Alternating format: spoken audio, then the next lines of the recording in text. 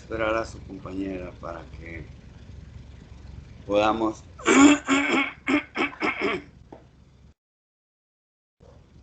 pues iniciar esto. Y hablé hoy, me di tiempo porque tengo muy poco entre hora y hora. Y con Fisio, pues me dijeron que tenía que mandar los exámenes o irlos a dejar para ellos después programar. No sé si has tenido algún conocimiento de esto, Gabrieles, con la doctora Karina. No me voy a dar el tiempo para hablarles. Sé que también ella se ocupa. Pero para mí, para ustedes y para mí es mejor que pues presenten en mayo y no la próxima semana. Ya, ya revisamos, doctor. Ya chequé con el grupo D y pues nos pusimos de acuerdo en que iba a ser el sábado a la 1 de la tarde y ya le avisamos a la doctora Karina porque entre semana todos tenemos exámenes, uno diario Sí, y al igual que los del D. Entonces, pues sí. nos pusimos de acuerdo y lo que nos dieron chance fue el sábado, el día primero. El día primero. Ay, me parece muy bien. Sí, porque tenían que pasar calificaciones antes de, o sea, ya para el lunes ya tenían que estar entregando las actas, creo, por Sí, trámites pues de la escuela. sí, sí, sí, sí. Hoy es jueves, mañana viernes. Les voy a dar una orientación, ¿sí? Porque me cambiaron el tiempo y ciertas formas. Mañana, Dios mediante, si quieren, ay Dios, mañana mi hija va a ver a mi hijo allá en Laredo, Texas, y pues tengo ganas de verlo y a mis nietos. Tengo una nieta de 21, va para los 22, y pues hemos vivido separados, ellos en una ciudad y yo en Monterrey, después en San Nicolás, y después mi esposa aquí, yo yendo y viniendo todos los fines de semana a ver a mi esposa y a mi hija, y a veces iba a Laredo, Texas a verlos. Y pues sí, no me puedo negar, y en esa fecha ustedes están presentando. ¿Alguno o algunas de ustedes trabaja el viernes en la noche? No. Yo sí, Sí, hay doctor. varios compañeros. Híjole, ya sé, cabrón. Pues Creo mañana, que empiezan a trabajar algunos desde las 5 y otros sí. pues entran ya más tarde. Bueno, pues mañana, déjenme ver el horario. A lo mejor sí, sí tengo tiempo para darles un repaso. Aunque mañana vamos a darles un repaso. Este, sí, me desocupo a las 3 y luego tengo 2 horas libres y ya no vengo a las 6. Pero tiene que ser después de la 1, después de las 2, porque mi nieto sale a las 3 y lo van a pasar por nosotros. Sí va a haber tiempo de repaso. En la mañana, en la mediodía y un ratito más. Y así quiero ponerme de acuerdo con el D. Ahorita no se conectó y yo tenía cosas aquí pendientes. Entre otras cosas, aquí en la casa de mi hija está muy suelta la tierra, está agrietada como en los desiertos. Como en los desiertos. Y hicimos un cuartito, mi esposo y yo, en el patio para almacenar cosas que nos trajimos de San Nicolás, ya no de Monterrey. Y se está hundiendo y lo iba a levantar con gatos hidráulicos. Tengo gatos de 6 toneladas. Y mi cuñado, el que falleció hace 3 semanas, me pudo haber ayudado, pero pues se puso malito y ya contraté a una persona y le está diciendo no, siempre esta semana no, y luego que la que sí, la que sí. Y ese es otro pendiente que tengo, entre otras cosas. Los árboles que se secaron, hacerles pedacitos. Pero sí voy a ver a mi hijo y a mis nietos. Entonces mañana. Hoy aunque me desvele, me faltan como 8 preguntas para las 20. Y no sé si ponerle una de más, a ver si le dan, como dice ustedes, de rescate. Pero pues es todo lo que puedo hacer por ustedes, porque yo sé que cambiaron algo. Yo sé por qué. Bueno, vamos a esperar que la llame inicie. Les tiene que ir bien, porque se lo merecen. Y quiero que manden todos esos trabajos para que la doctora Karina se vea el esfuerzo que han hecho ustedes y el entusiasmo que terminamos una semana y media antes, como en un grupo, el más adelantado, edificio 1. En el otro, Doctor, síganle, dígame. los resúmenes ya los tiene la doctora. Se puso como fecha límite el sábado pasado, este sábado que pasó. Entonces, pues ya se mandaron todos los del segundo parcial. Qué bueno, cabrón. Gracias. Igual los del grupo de ella los tiene la doctora Karina. Bueno, debieron de haberlos mandado, pero pues me imagino que sí. Qué bueno. Qué bueno. Pues eso es una prueba fiel de que han estado participando y ustedes más, este grupo. Ustedes más. Y después vamos a explicar, les voy a resumir la corteza y las patologías que puse en los resúmenes de funciones y lesiones de los lóbulos, de diferentes lóbulos de los hemisferios. Y hablar un poquito más. Me he estado tratando de comunicar con este muchacho Carlos porque le dejé una copia. Dije, ve a dejarlas por favor, ya no me quiero regresar a la biblioteca porque tengo clase a las 5. Y no sé si las haya llevado. Pero si no me llevo las originales, si les voy a sacar copias, de ahí se las voy a dejar. Para que tengan más y mejor información de las funciones de la corteza, porque es la que nos va a gritar el diagnóstico. Es los signos neurológicos. Y van a encontrar el diagnóstico. Porque las lesiones se manifiestan en la corteza, que organiza todos los movimientos en una forma voluntaria. Y cuando no lo hace, pues ya la corteza tiene afectación en diferentes lóbulos. Y luego les voy a explicar lo de la cápsula interna para que ustedes mismos saquen conclusiones. Y si revisan la fisiología de Guyton, cerebelo y sus funciones con los núcleos basales y la corteza, les va a dejar mucho más información. Y las figuras que les recomiendo en esos apuntes de corteza y sus funciones y lesiones, ahí los mando al Quirós, los mando al Guyton, los mando a la anatomía del Oger, a quienes estén interesados en la neurología. Y pues usted, Cabriales, que está en eso, le va a servir bastante. Ándeles, vamos a empezar.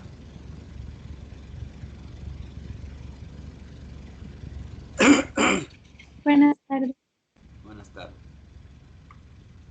Bueno, voy a exponer sobre la encefalopatía traumática crónica. Esta, la verdad, es una enfermedad de la cual yo supe gracias a una película y después volví a escuchar de ella en un documental y esa fue la razón por la que me empezó a llamar mucho la atención. Muy bien. Por eso quise exponer. Muy bien y muy bien expresada, porque en el conocimiento lo primero que debe uno de tener es ganas. Lo segundo es disciplina. Lo tercero es voluntad. Como decía mi padre biológico, pase lo que pase, cueste lo que cueste, suceda lo que suceda, lo voy a hacer. Y la frase que yo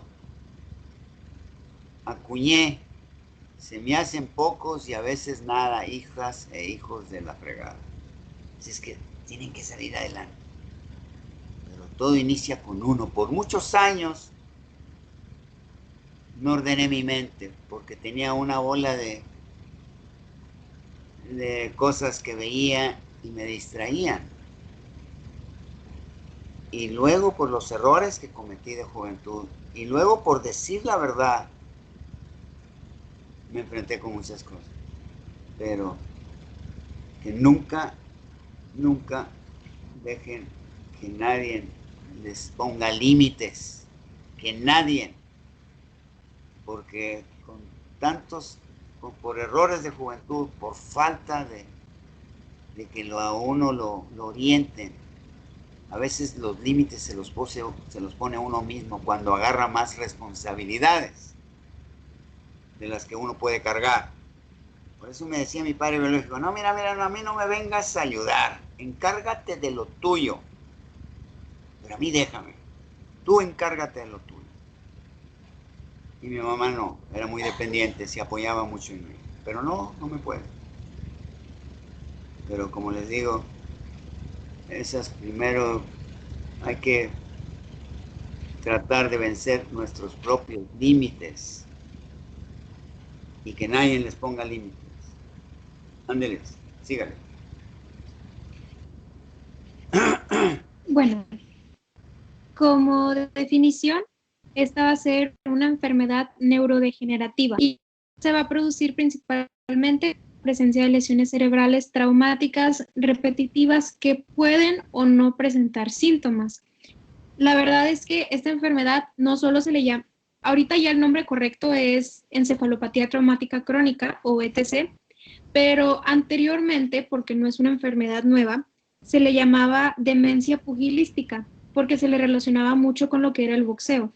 Y años después se le llamó Punch Drunk Syndrome, y básicamente es una enfermedad que no se había estudiado de la manera propia, entonces doctores que la veían y que hacían artículos e investigaban, le llamaban de cierta manera, pero una era la demencia pugilística y luego otra era el Punch Drunk Syndrome y así se iban.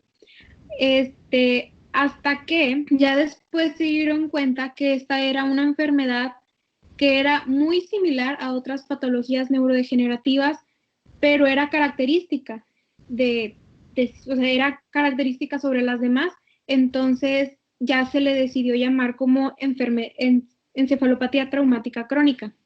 Y de hecho, como les digo, normalmente en el pasado se le asoció mucho con el boxeo, pero ahorita se ha documentado que se presenta en varios tipos de atletas, que puede ser en el boxeo, fútbol americano, hockey, practicantes de artes marciales, todos aquellos que son deportes más rudos y que se les llama deportes de contacto. Todos estos están muy predispuestos a tener este tipo de enfermedad. Sí, como usted dice, ¿verdad?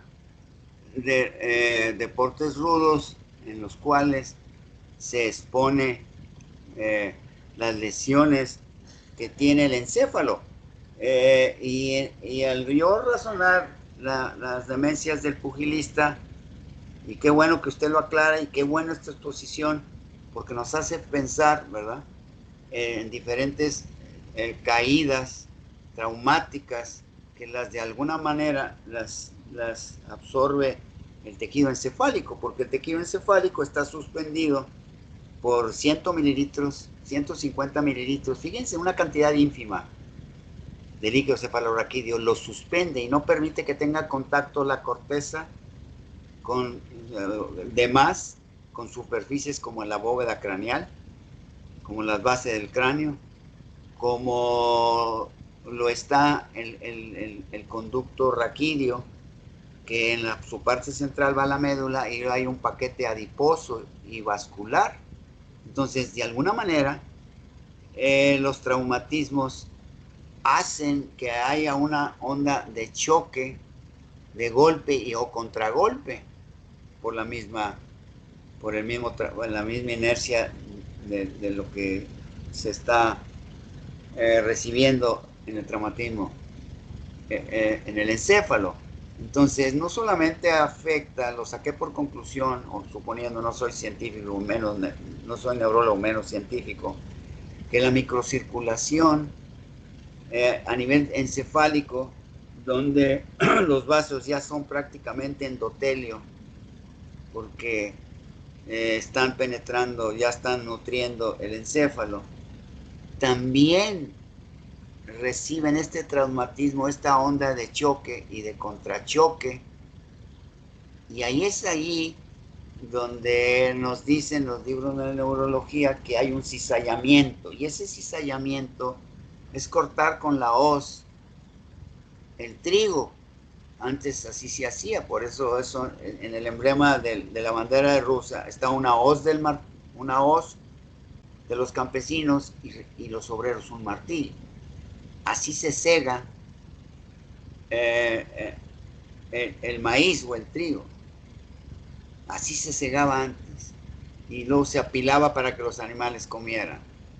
Entonces, ese cizallamiento no es más que la respuesta de la onda de choque que sigue el traumatismo y luego se regresa, como el traumatismo de las vértebras cervicales en la onda de choque cuando nos pegan por detrás. Eh, se va el cuerpo hacia adelante y luego hacia atrás, y cuando vuelve hacia adelante, ahí es donde me supongo que la microcirculación se ve afectada. Y entonces pues se van haciendo pequeñas hemorragias, y me lo estoy suponiendo. No he tenido ningún neurólogo que me apoye, ni cuando estudiante, ni cuando trabajé en la clínica hospital, porque estaban muy ocupados los neurólogos, y porque siempre, por mi edad, que entré a destiempo en la Universidad de Nuevo León, porque primero terminé estudios de contador y administración bancaria a nivel técnico, no en la Universidad de Nuevo León. Entonces ya entré a esa edad y siempre trabajando y estudiando. Y a veces los veía muy inflados, muy poco comunicativos. Entonces me acostumbré a ver ese rechazo en su cara, en sus gestos, en sus expresiones. Sí, después comentamos eso, doctor, y que esto que lo... Entonces empecé por sí solo desde hace muchos años a atar cabos, a no depender casi de nadie, nada más el de arriba, porque tengo un profundo sentimiento de que tiene que haber un ser superior, y si no lo hubiera, debe de haberlo, para seguir un porqué, un curso de vida, e irnos de aquí tranquilos, a donde sea. Entonces, y con lo que me soportó mi esposa, ¿verdad? Entonces, sígale, Dayana. Sí. Bueno, pues creo que para ninguno de nosotros es una sorpresa suponer que esta clase de deportes pueden traer consecuencias eh, físicas y neurológicas.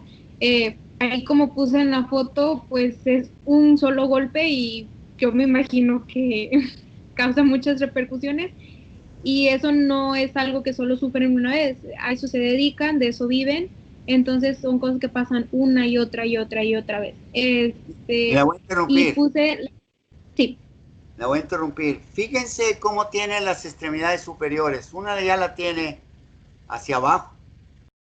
Y ese boxeador, al recibir este golpe, ya va para abajo, me hace suponer. Y su otra extremidad, que es la izquierda, es la que tiene horizontal. Pero se desconectó primero el hemisferio dominante. Y por la posición en donde expones la parte derecha de su cara, me hace pensar que es un derecho, un diestro. Y ya va para abajo. Y eso es lo que le sucede. Y yo siempre les digo a mis alumnas y alumnos en semestres anteriores que para entender esto, el sistema nervioso y sus lesiones, tienen que tener en su mente, pero en su mente, dos palabras: conmoción, sí, conmoción, que no está ahí el teléfono, ahí está, no, es la cartera. Ah, aquí está. Sí. Que es conmoción, que inmediatamente cae noqueado. Y siempre les pongo el efecto del boxeador. Y una conmoción, se pierde la corteza. Así inmediatamente. Porque ya no pudo el microencefalorraquídeo amortiguar el golpe. Y una conmoción, no hay pérdida de tejido. Aquí pues, no se ve, ¿verdad? Pero a nivel superficial. Y quizás a nivel interno encefálico. Si se recupera. Pero si no se recupera, hubo un degollamiento, se degollaron, un acizallamiento, dicen los libros. Es más difícil comprender esa palabra que degollar o decapitar. la microcirculación o las grandes arterias. Y cae, ya no se vuelve a levantar. Y me está haciendo suponer que la lesión la tuvo interna, fulminante, y se desangró. Ya no se vuelve a levantar. Se desconecta la corteza, sobrevive, está decorticado y luego está descerebrado, porque hay hemorragias internas muy características. Y el primer boxeador que yo vi que murió fuera Bobby Sands. Estaba un boxeador que lo pensé tanto, un mexicano, Peña, no me acuerdo cómo, se me olvida. Lo golpeó y ya no se levantó, ahí murió. ¿Por qué? No tuvo conmoción, no tuvo pérdida del tejido, ni en piel, pero sí destrucción hacia adentro. Y esa es una contusión. Tuvo primero una conmoción y la resultante de la conmoción fue una contusión. Y una contusión sí hay pérdida de tejido. Y a nivel arterial sí hubo decapitación o cizallamiento de la circulación profunda encefálica, o la que va por el aracnoides, o la que va por la dura madre. Entonces, conmoción, dicen los libros, los diccionarios médico-biológicos, se pierde el conocimiento. O sea, se desconecta la corteza por el trasteo, por el efecto eléctrico que produce un impacto, una despolarización. Es como una epilepsia, epi arriba, lepsis, interrupción. Es un fenómeno eléctrico tremendo que desconecta en centésimas de segundo la corteza.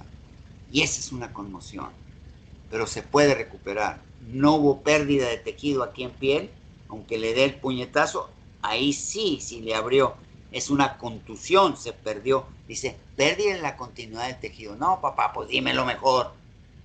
Que hay herida, hay una herida. Y luego al último me dices, hay una herida que se pierde, que si es un golpe,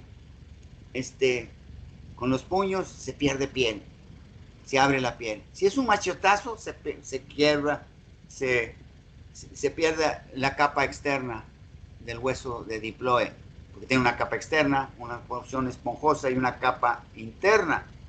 Ahí dime, eso es una contusión. Le llegó al hueso o le llegó hasta las senos longitudinales y se desangró. Esa es una contusión. Hay una herida. Esa es una contusión. Y cuando se recupera el boxeador que va cayendo, esa es una conmoción. Pero el que no se levanta fue una conmoción y un derrame, una pérdida de los tejidos arteriales y venosos, y se desangró y ya no se va a levantar. Dura minutos o horas, pero se muere. Se descerebra. La misma hemorragia en las cisternas pónticas, pues comprime. Bulbo pónticas, en donde está flotando el líquido cefalorraquídeo, se llenan de sangre, pues comprimen al centro respiratorio y se para el corazón y la respiración. Entonces ahí va cayendo y lo primero que cayó, y lo vemos, su brazo derecho. ¿Por qué? Porque le pegó de lado, el chicotazo fue tan terrible y se zarandeó el hemisferio izquierdo. Y se va a levantar. Y se va a levantar. Pero si se lesionaran tanto el hemisferio, primero el golpe y luego el contragolpe, se podría haber muerto. Y hay una contusión. Se desgarran los vasos sanguíneos. Sígale, Dayami. Sí. Bueno, como les estaba también comentando, esta no es una enfermedad nueva, pero fue muy poco estudiada en un inicio. Ahorita se está haciendo más estudio, pero desde creo que en 1920, algo así había leído, ya era como que había varios doctores que estaban haciendo comentarios sobre que estos atletas se sometían a un gran riesgo neurológico. Pero fue 1920, ¿verdad? 1920. Bueno, en esos años los guantes no tenían esa esponja que tienen ahora. Y afortunadamente, los guantes que se utilizaban en México, una persona de Monterrey los hacía. Y la Organización Mundial de Boxeo, Soleimán era el presidente, un mexicano, era de Ciudad Victoria, Tamaulipas. Y parece que se quedó el hijo. Ahí uno de Monterrey hacía los guantes, enfrente de la central de autobuses, en un gimnasio. Entonces casi peleaban con muy poca protección. No había guantes, los guantes no tenían toda esa esponja que tienen ahorita, porque deben de pesar 400 y pico de gramos, o 300 y pico. Se me borró el peso. Imagínense el golpe, la fuerza de todos los músculos, más aparte pegarle con 300 gramos o 400 gramos. Por eso terminaban sangrando, con contusiones, pero no con conmociones, que tenían pequeños sangrados a nivel de la microcirculación encefálica. Porque si es a nivel de los vasos arteriales, las ramas de las arterias cerebrales, profundas y superficiales, pues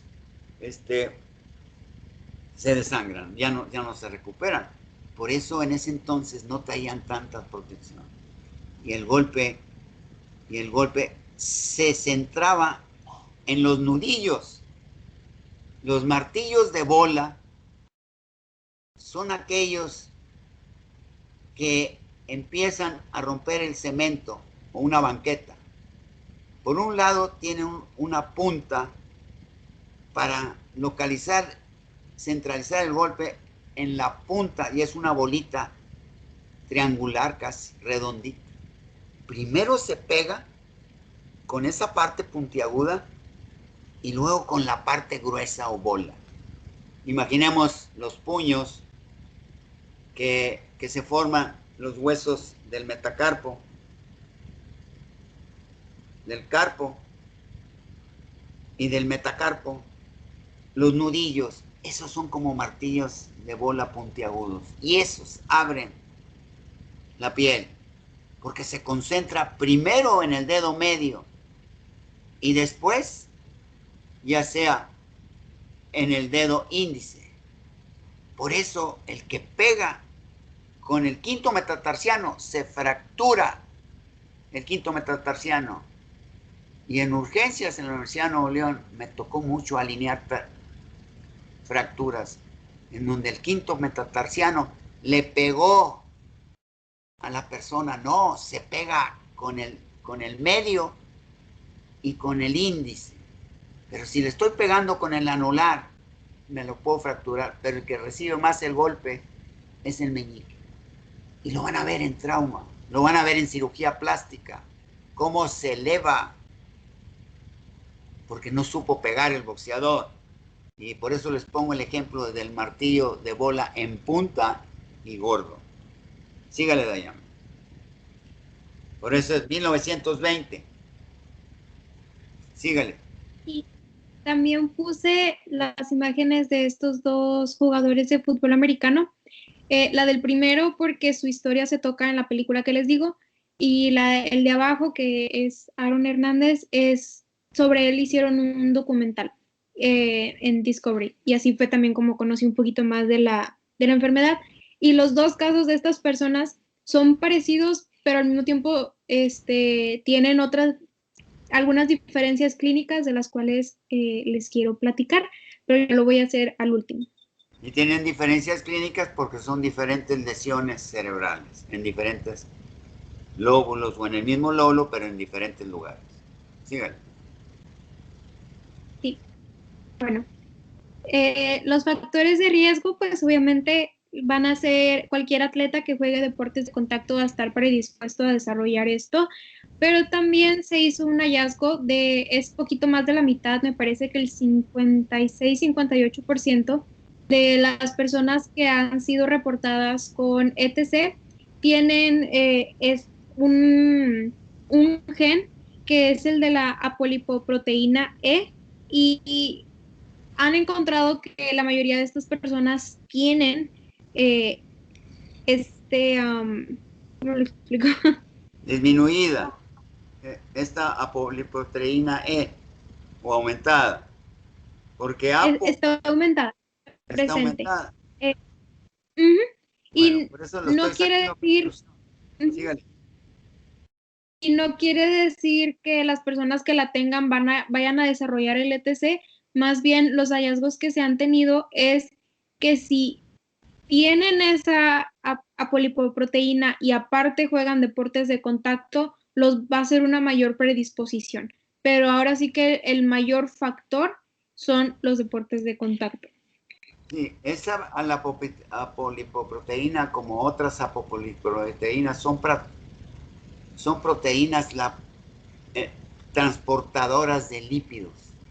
Uh-huh. Y los lípidos cuando son fragmentados a nivel de la luz intestinal, los triglicéridos se tiene que quitar el glicerol, que es un alcohol, que se le unen 3 ácidos grasos libres, ¿sí? Y el organismo no puede absorber carbohidratos ni disacáridos, todo en monosacáridos. Eso es la digestión, que diría yo, la fragmentación de altos polímeros de glucosa, que son los polisacáridos. Hay las disacaridasas, hay otras enzimas que a nivel de los polisacáridos están unidos con uniones 1,6 o 6,1, se va fraccionando los liposacáridos hasta que quedan en disacáridos, en dos moléculas. Si es el glucógeno, pues son 2 moléculas de glucosa. Entonces va a venir una enzima, glucosidasa, y la va a fragmentar. Una disacaridasa, va 2 moléculas de glucosa. Así sí se absorben. Lo mismo con las proteínas. No se absorben las proteínas. Se absorben fragmentadas con aminoácidos, con moléculas más pequeñas, y se forman. Los lípidos no se absorben como triglicéridos. El colesterol se puede absorbir siempre y cuando esté emulsionado con bilis. Entonces, en pequeñas moléculas. Y las lipoproteínas, los ácidos grasos se vuelven a unir dentro de la célula epitelial y luego se expulsan por el otro lado de la célula epitelial y no entran a la sangre, porque son moléculas que el endotelio vascular venoso no permite entrar. Están muy chiquitos. Se van por el sistema linfático. Y del sistema linfático se van a un ganglio linfático y del otro hasta una serie de ganglios y van a terminar en el conducto torácico, que va por la parte anterior de los cuerpos vertebrales y abajo tiene una cisterna. Y van ascendiendo toda la circulación linfática por medio de conductos linfáticos, ganglios, ahí se van filtrando y después o terminan en el conducto, en ese conducto que está por puerta de los cuerpos vertebrales, y del lado izquierdo desembocan en la unión de la yugular interna y la subclavia. Se llama la gran vena linfática, el conducto linfático del lado izquierdo. Lo que dice la anatomía de Quirós y los franceses, en el triángulo de Piriou, en donde se une la yugular interna con la subclavia externa, y se forma el tronco venoso braquio porque viene del brazo, cefálico porque trae la circulación craneal por medio de la yugular, y se forma el conducto brachiocefálico derecho, y luego del lado izquierdo hace lo mismo, pero mientras que el lado izquierdo la linfa se llama conducto torácico, del lado derecho se llama gran vena linfática. Cada lado forma un conducto brachiocefálico que al unirse forma la vena cava superior. Y así es como pasa toda la grasa por medio de esa circulación linfática. Y luego las lipoproteínas en la sangre las transportan. y el hígado las va sintetizando, o del hígado las pasa esas lipoproteínas. Pero si no tenemos lipasas a nivel arterial, se nos pegan muchas grasas. Entonces, esa apolipoproteína C está aumentada, hay una destrucción y tiene la capacidad de reabsorber más grasa. Y entre ellas, esa grasa, me lo estoy suponiendo, pues es necesaria, porque el sistema nervioso tiene muchos fosfolípidos, tiene esfingomielípidos, tiene cerebrócidos, y esta se la lleva a la circulación general. Y quizás no tenga las suficientes productos de estas lesiones mielínicas o axónicas, y entonces pues se reabsorbe la grasa. Pues entonces si no hay materia prima, pues ¿con qué reparo? Me estoy suponiendo, estoy armando la bioquímica y en base a la lógica y a la fisiología. ¿Por qué? Porque tienen aumentados la apolipoproteína, como también en otros trastornos degenerativos, que ahorita se me va el nombre. Sígale, Dayan.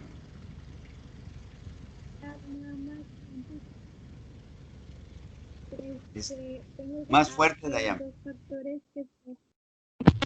¿Ya me escucho bien? Muy bien, muy bien. Ok. Mencionaba que ya antes de irnos, porque ya faltan como 2 minutos, nada más quería mencionar que había 2 factores importantes que se van a mencionar dentro de los mismos factores. Uno de ellos es que la apolipoproteína E también se encuentra en el Alzheimer y no es la única cosa que tienen en común, pero posteriormente se los voy a explicar.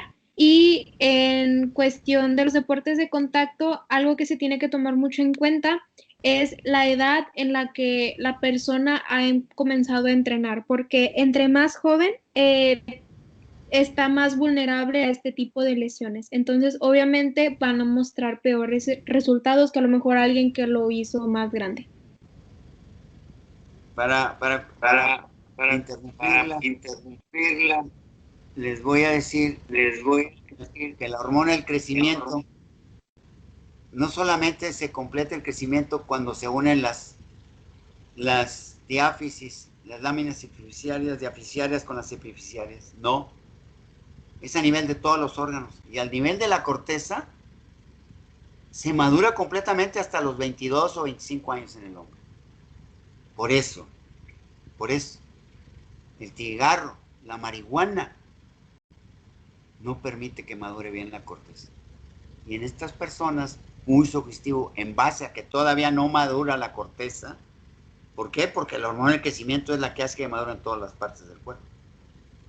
Todavía está más expuesta a estas lesiones. Quizás estoy armando las cosas, no las estoy afirmando, las estoy enlazando con otras áreas del cuerpo. Ándeles, pues muy bien, la felicito, déjame. Y a todos y a todas por haber expuesto todo muy bien antes de este segundo parcial. Y pues descansen y mañana damos un repaso. Ándeles, cuídense mucho. Hasta mañana. Gracias. Que la pasen bien. Adiós.